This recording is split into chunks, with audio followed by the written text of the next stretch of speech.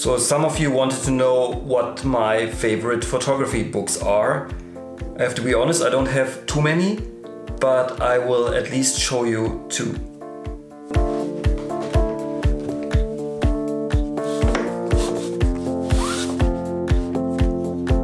Even though I don't have many photo books, I have a favorite one, and that is this one, All That Life Can Afford by Matt Stewart. You probably know this photo here. That's one of my favorite photos in this book, and there are many more really nice photos, so try to get this one. It's amazing, highly recommended. And another book I want to show you, and I got this just recently, it's this one here, Minutes to Midnight by Trent Park.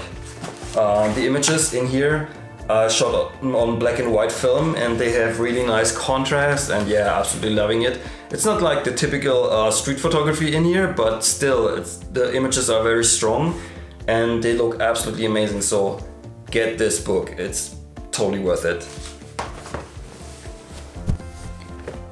So Chris wants to know, what's your favorite country for street photography? And it's pretty tough. If I can pick two countries, I think I would go with Korea and Japan. So far I had like the best experiences there. I highly recommend going there for street photography, it's really nice. And he also wants to know, what was the worst experience encounter during street photography? And also Snoony from Berlin had a similar kind of question. So last year when I was in Amsterdam, on the day I left, I was at the train station and I had a couple more minutes to spare. So I thought, hey, I would just go outside and take some photos and finish the roll. And I did. And on the last frame, there was this random dude sitting on a bench, and I took his photo, and he suddenly he came up to me because he noticed me taking the photo. And he was really pissed off. Even though I wasn't close, I was really far away. I was like maybe 10 meters away or something. And he said, delete the photo, delete the photo. And I said, hey, sorry dude, I cannot delete the photo. It's film, and even if it would be digital, I wouldn't delete it because what's the problem? And he said, let's call the police, let's call the police. And okay, sorry, I have no time. My train is leaving in a couple of minutes. So then he argued for another 2 or 3 minutes, and then suddenly he changed his mood completely. He was like, yeah, hey bro, nice to meet you bro, you can do with the photo whatever you want, blah blah blah. He was super friendly. That was really weird, and I think that guy had some serious mental issues. But so far that's the worst experience I've ever had, even though it wasn't that bad. Yeah.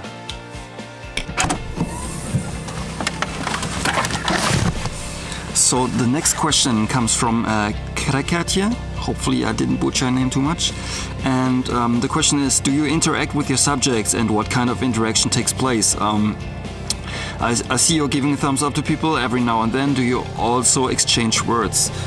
Usually I don't exchange words. Maybe every now and then I say thank you, or if I show people like the thumbs up, and the reason is just to show them that I'm okay with them noticing me taking their photo. So yeah, that's the only reason I do this.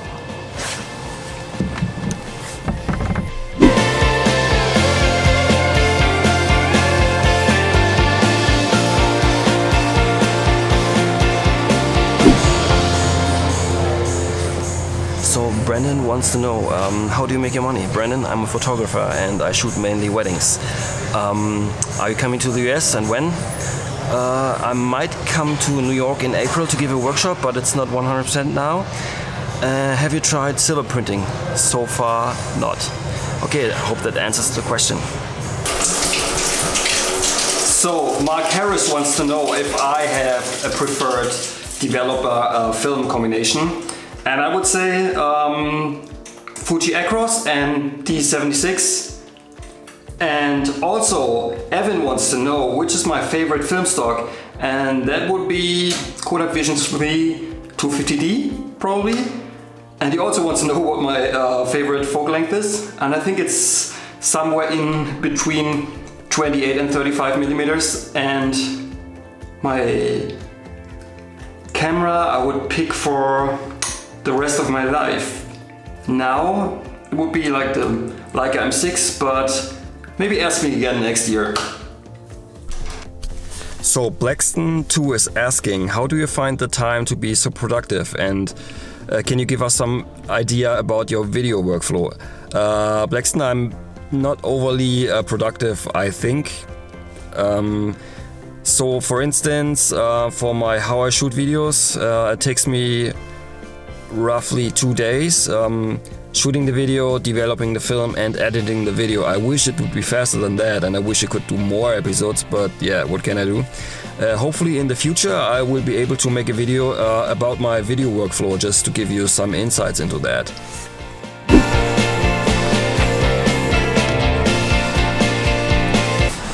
So the next question comes from Alexei, and he's asking, I see that sometimes you trigger people's reaction. How do you achieve that? I just wait. I just point my camera at them and wait. You'll be surprised. If you wait long enough, something will happen for sure.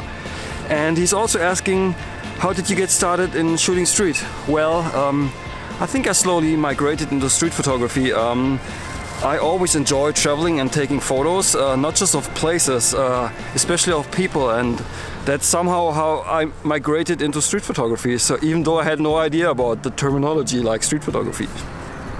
So Darren wants to know which YouTube channels I follow, and I follow Negative Feedback, Matt Day, The Art of Photography, Eduardo, you probably know Eduardo, and I also follow a channel that is called Nico's Photography Show, and because he's providing really good information about analog cameras, so that's why I like this channel, and I will link all the channels down there. And I have to say, especially The Art of Photography and Matt Day convinced me to shoot film, because I saw their results and I was very, very curious and tempted to try, and I did, and I'm very glad I did. Also, Emmanuel wants to know if I would like to record an episode together with one of these channels. Yeah, of course, I would like to. Maybe this will happen one day, you never know. So the next question comes from Marco, and he wants to know how I get inspired and what is inspiring me. And it's pretty easy. Usually when I'm traveling, and especially if it's a new place, then I will get inspired very easily. But very important to get inspired is to be in the moment and don't get distracted like by phone or something else. So yeah, Marco, hope that answers the question. So Keith asks if I can make an episode about how to achieve sharp photos with manual focus. Keith, I already made this episode. I will link it up there. Check it out. Maybe this will help you out. Thanks for the question. So Jacob is asking, what's the origin of your name, The Real Sir Robin? Jacob, it's pretty easy. Do you know Monty Python and the Holy Grail? Bravely bold Sir Robin rode forth from Camelot. He was not afraid to die. Oh, brave Sir Robin. So Juan is asking, what would you consider the best medium format camera? And I think for me, if I had to pick one, I would go with Mamiya 7. I think it's rather lightweight, and yeah, it's a nice camera. Unfortunately, it's pretty expensive right now. But what can you do? Thank you for your question, Juan. So Sven wants to know if I shoot from the hip or from chest level. Usually I will look through the viewfinder. That means I have to shoot from eye level. If I want to have like a lower angle, I will just get the camera down and will just bend down and take the shot while looking through the viewfinder. It's as simple as that. Otherwise I will not get the composition right, so I try to avoid shooting from the hip because that is just a guessing game. Sven, good luck with your project.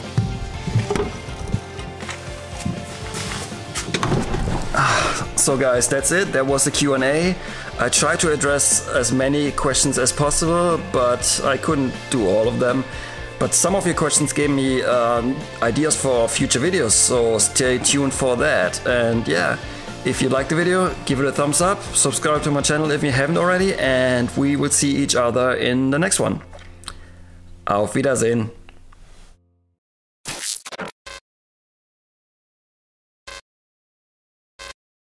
It's very important to be like in the moment and don't get distracted by people walking by.